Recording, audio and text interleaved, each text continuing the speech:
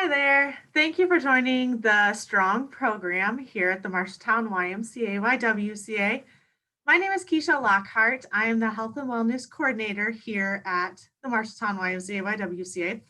And this week I'm here to talk to you a little bit about goal setting. So let's just think a little bit about your goals.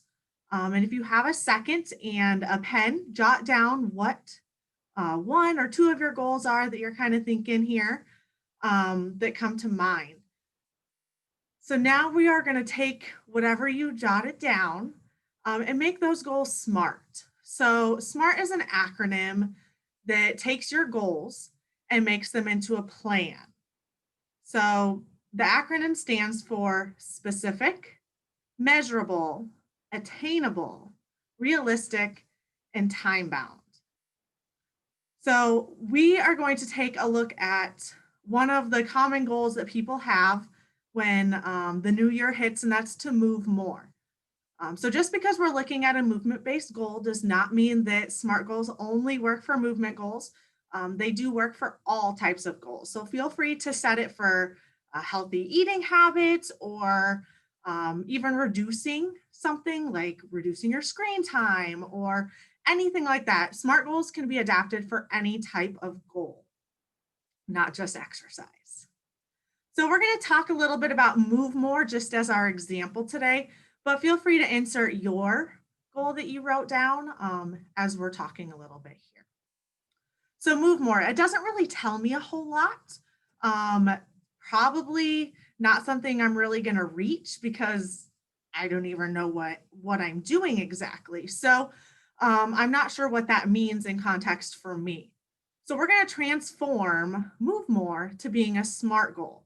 And that's going to give it context, measures for adherence, as well as analyzing it a little bit and seeing how it fits in my life.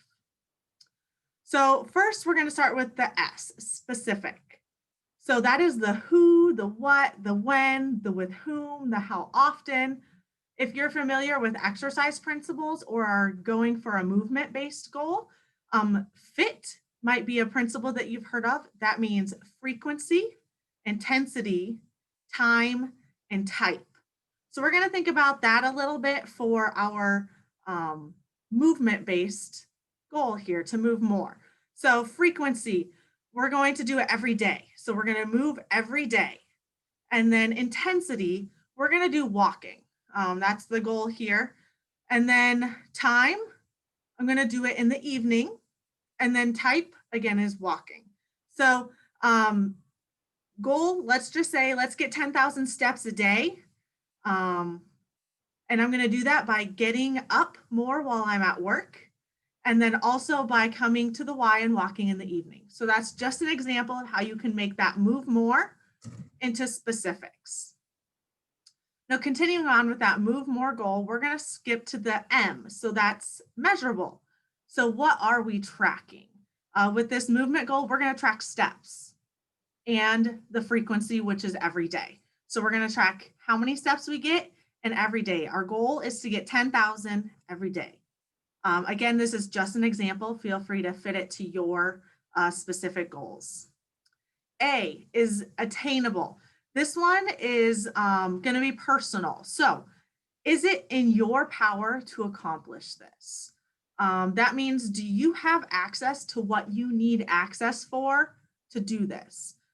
So in that get 10,000 steps a day by getting up more at work and coming to the Y in the evening, do you have access to getting up at work? If right now with everything that's going on, if you need to stay at your desk, that might not be a good plan for you. Or if you don't have access to the Y after work, that wouldn't be a good plan for you. So taking into consideration what you have access to is going to be important as well when you're setting your SMART goals. So realistic, can you realistically achieve this? This is something where you have to be honest with yourself. Are you willing to make the changes needed to accomplish these goals and to realistically achieve these goals? And you also need to recognize any barriers or hurdles, because barriers or hurdles are part of the journey. You're going to have barriers and there's going to be hurdles in the way. This is a place where you can make a plan for some of those. So again, if we're going back to that 10,000 steps a day by getting up more at work and coming to the Y in the evening, if you have a day that you end up having to work late and you aren't going to be able to get to the Y after work, what is kind of your backup plan for that day to make sure that you still get those 10,000 steps in? And then T is time bound. So giving yourself a deadline. So I want to be consistently doing 10,000 steps a day in 4 weeks. So by the end of 4 weeks, I want it to be that that's a habit for me. And every day I am getting those 10,000 steps in and I'm following my backup plans when needed. So this is something where, again, you need to think about attainability depending on what your goal is. So realistically, saying that you're going to lose 20 pounds in 1 week is not attainable. So our timeline for that would probably need to change. So your timeline is going to depend on what your goal is, but you need to, again, step back and think about the realisticness of your timeline when you set that time-bound goal. And don't be afraid to break it up into smaller goals as well. You may have a long-term goal that you want to, at the end of 4 months, I want to do something. But give yourself checkpoints in the middle so that you stay on track and keep your accountability going. So I invite you to take a few minutes here after this video to set a SMART goal for yourself. Or if you already have a goal set out, adapt that goal and make sure that it's being smart and make sure that you have a plan in place for it. So when you set SMART goals, you're setting yourself up for success. Roadblocks are going to happen, and SMART goals help you think through how you're going to adapt to those roadblocks. So don't skip that step. That's important.